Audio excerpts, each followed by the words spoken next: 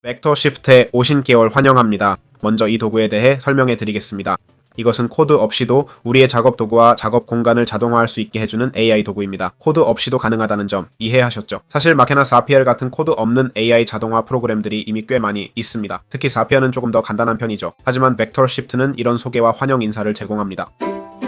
물론 코드가 없어도 코드를 사용할 준비가 되어 있습니다. 다른 자동화 도구들은 이 부분에서 문제가 있을 수 있죠. 모든 걸 너무 잘 준비해주고 완성된 형태로 제공해서 우리가 실제로 뭔가를 커스터마이즈 하고 싶을 때 코드 레벨에서는 할 수 없는 경우가 많습니다. 자, 이것이 벡터 시프트의 통합 기능과 자동화입니다. 보시다시피 필요한 것들을 다 갖추고 있죠.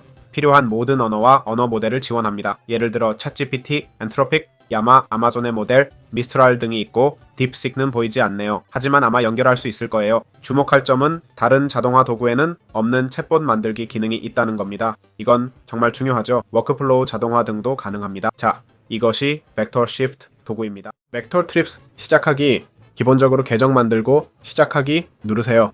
브라우저 보안 설정은 꺼두는 게 좋아요. 알겠죠? 브레이브나 다른 도구에서 구글이나 깃허브로 계속하거나 이메일 입력하세요. 자, 보시다시피 여기서 시작할 거예요. 알겠죠? 아무것도 요구하진 않지만 사실은 더 많은 기능을 원하면 유료 플랜으로 업그레이드 할 수 있다고 할 거예요. 하지만 지금은 이 정도가 우리가 가진 거예요. 좋습니다. 벡터 시프트에서 첫 프로젝트를 만들기 전에 지식 기반을 구축하는 게 중요할 겁니다. 지금 할 필요는 없고 테스트용으론 불필요하지만 지식 기반이 왜 필요할까요? 예를 들어 특정 정보를 바탕으로 답변하는 봇을 프로그래밍 한다고 가정해 봅시다. 전체 네트워크가 아닌 챗GPT처럼 수십억 토큰 데이터베이스에서 특정 정보를 찾는 방식이죠. 만약 우리 회사의 챗봇을 만들고 싶다면, 그리고 AI나 에이전트가 회사 정보를 알아야 한다면 우리가 사용하는 AI 에이전트가 우리 회사에 대한 구체적인 정보를 가지고 있어야 합니다. 그렇게 하려면 Knowledge 섹션으로 가야 합니다. Create New Knowledge Base를 클릭하면 이름을 설정할 수 있고 여기 다양한 고급 설정이 있어요. 여기서 정보 처리 모델까지 설정할 수 있어요. 그냥 모델을 선택하고 테스트하고 생성하면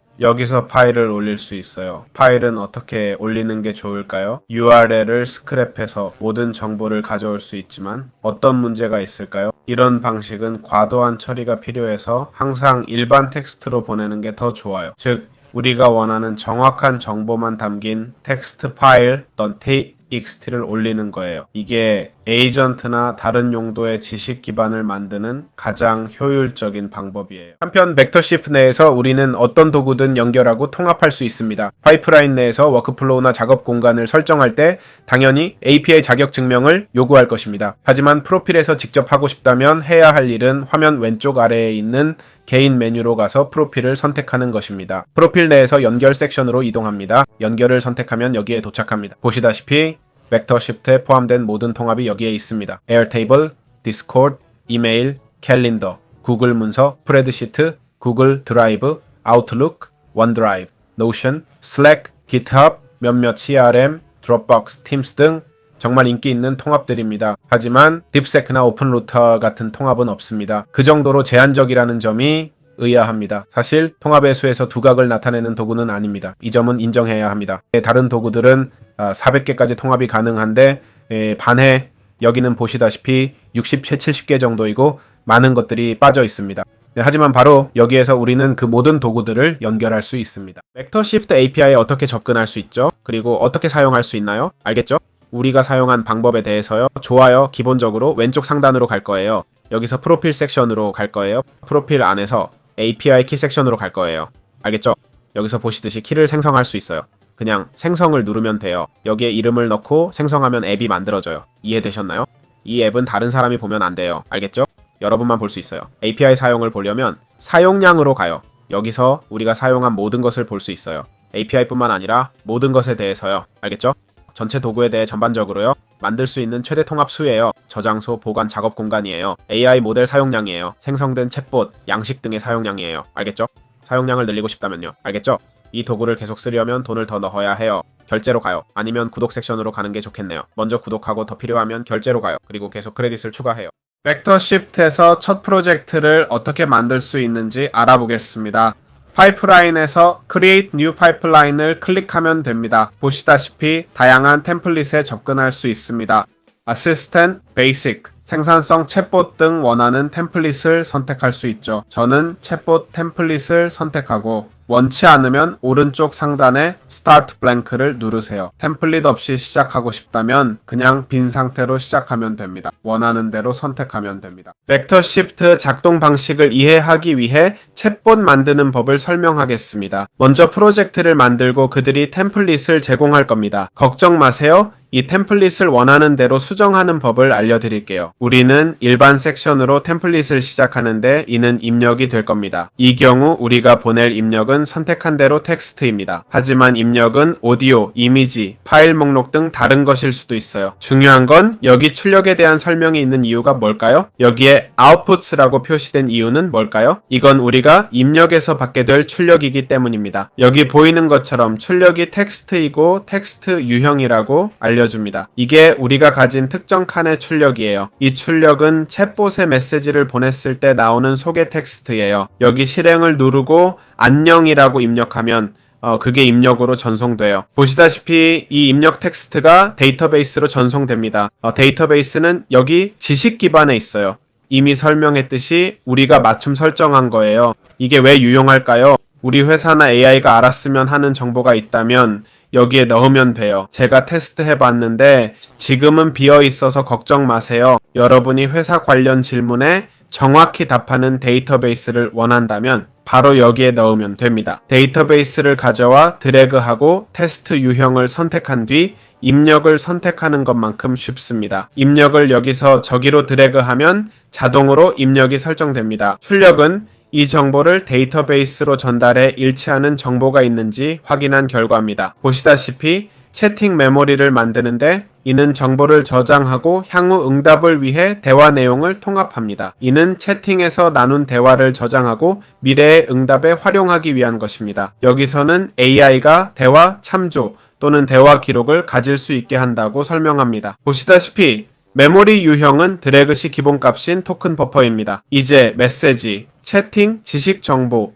메모리 컨텍스트를 모두 연결해 LLM으로 전달합니다. 이 경우 LLM으로 채팅 GPT를 선택했지만 다른 것도 가능합니다. LLM은 기본적으로 우리에게 답변을 제공하는 인공지능입니다. 이해하기 꽤 쉽죠? 기본적으로 LLM을 다루는 방법에 대한 지침입니다. 여기서 보시다시피 몇 가지 지시를 내려야 합니다. 기본적으로 어떻게 작동해야 하는지 말이죠. 여기선 상황에 맞게 친근하면서도 전문적으로 질문에 답하라고 합니다. 관련 있을 때 대화 기록을 활용하세요. 그리고 프롬프트는 우리가 보내는 메시지입니다. 즉 이것이 AI가 맡은 역할입니다. 그 다음에 프롬프트가 있습니다. 프롬프트는 기본적으로 질문, 즉 입력입니다. 다시 말해 사용자가 보낸 내용이죠. 컨텍스트는 지식 기반을 거친 후가 됩니다. 즉 지식 기반이 컨텍스트가 되는 거죠. 그 다음 채팅 메모리에서 대화 기록을 가져옵니다. 보세요. 커서를 올리면 바로 나타납니다. 그 다음엔 모델을 선택하기만 하면 돼요. 이 경우엔 최신 채팅 GPT를 선택했습니다. 여기서 우리는 출력을 보고 있어요. 출력은 텍스트, 응답, 토큰 수, 입력 등이 됩니다. 그리고 마지막으로 이 출력이 나옵니다. 워크플로우에서 다양한 유형의 출력 데이터죠. 보시다시피 여기서 출력을 표시합니다. 일반 부분에서처럼 출력을 드래그하면 돼요. 텍스트 유형이고 AI가 준 답변을 보여줍니다. 이렇게 실행하고 안녕 어떻게 지내? 라고 쓰면 AI가 대답한 내용을 기반으로 응답합니다. 안녕하세요. 잘 지내요. 당신은 어떠세요? 챗봇 만들기 튜토리얼이 도움됐길 바랍니다. 이 챗봇은 다른 도구와 쉽게 통합할 수 있어요. 왓츠 앱이나 원하는 어떤 것과도요. 이렇게 원하는 플랫폼의 챗봇을 만들 수 있죠. 네, 마지막으로 벡터 시프트의 요금제와 구독에 대해 간단히 설명하겠습니다. 비용을 좀 살펴보죠. 보시다시피 무료로도 챗봇이나 작업 프로젝트 등 많은 기능을 제공합니다. AI 사용을 위한 1달러 무료 크레딧도 주는데 이건 정말 좋네요. 그 다음으로 월 25달러 표준 요금제가 있는데 이건 기본적으로 무료 버전의 모든 기능을 포함하고 있죠. 하지만 5개의 파이프라인, 즉 5개의 작업이 가능해요. AI를 제외한 10,000개의 액션도 포함돼요. 3기가비 저장 공간도 제공합니다. 데이터베이스 5개도 있어요. 알겠죠? 이건 중요해요. 5개 DB는 동시에 처리하고 싶지 않은 5개 프로젝트나 정보를 위해 유용할 수 있어요. 1개의 이름이나 벡터를 저장할 수 있고요. 통합 기능도 5개예요.